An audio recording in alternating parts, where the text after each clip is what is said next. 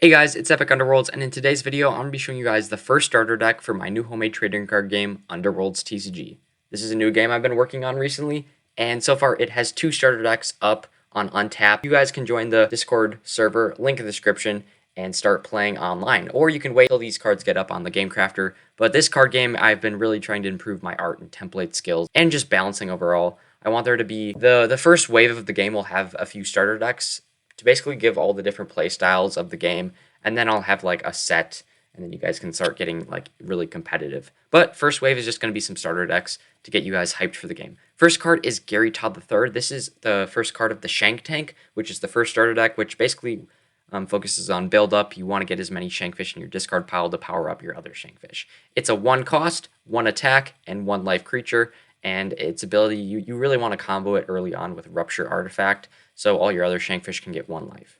Then we have Albino Shankfish, which you want to combo with either Shank Bait or Rupture Artifact to discard to then gain 1 point and also charge up your Shankfish engine. Then we have Derpfish, which is a 3/1/4, and once per game, whilst this card is in the Shank, whilst this card is next to a Shankfish creature, you may return up to 2 cards from your discard pile to your deck. So you might think this is bad because you want as many Shankfish in your discard pile as you can, but there's also some other cards like Shanklodon, which doesn't have Shankfish in its name, which you might want to bring back because those cards are powerful. But I don't really see this card being used that much. You can only have 1 copy in your deck because it's a rare. But, I just wanted to add it because it's PCG related and it's related to the deck, and it could be a useful ability. Then we have the main card itself. You can have 10 copies of this card per deck. That's what makes it so strong. But you can, like, a max of 7, like, attack gain. So if you have 7 Shankfish in your discard pile, this is an 8 attack creature for only a 3 cost, which is broken. But at the start of the game, it's very unbroken, so it all balances. Then we have Bag of Coins, just a nice little, your opponent loses 1 point and you gain 1 point. Then one of my personal favorite cards, actually made the artwork of my profile picture on Discord because I loved it so much, is Clam Harvest.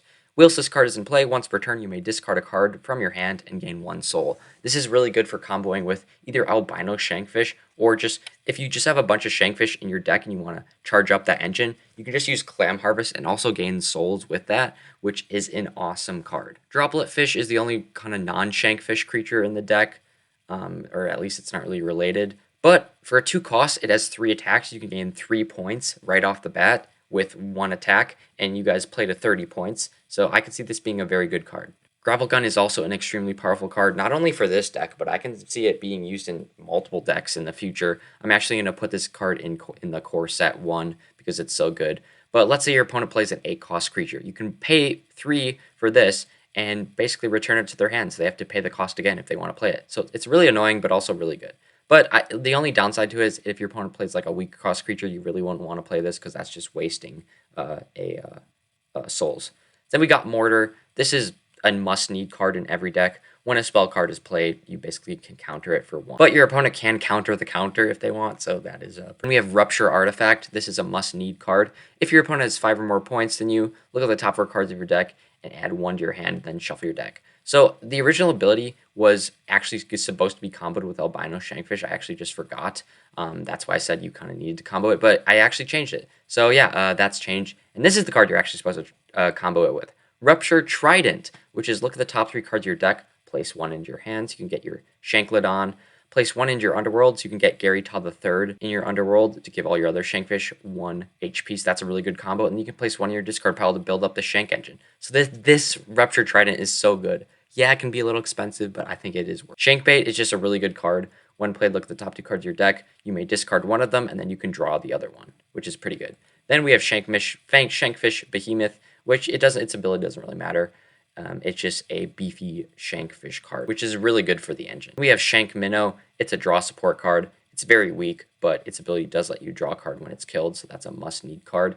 Then we have Shanklodon, which is actually a common. It might look like you can only have 1 copy of this, but you can have 3 of these guys, and its health is 8, which is crazy. You can discard a Shankfish from your deck to make this card cost 1 less. Then we have Mutated Shankfish, which is the opposite of every other Shankfish. Instead of gaining attack, for Shankfish in your discard pile, you gain life. And yeah, that was the Shankfish starter deck. Thank you guys for watching. Let me know what your favorite card was, and I can't wait to release this onto the Game Craft. And thank you guys for watching, and I'll see you in the next one. Bye.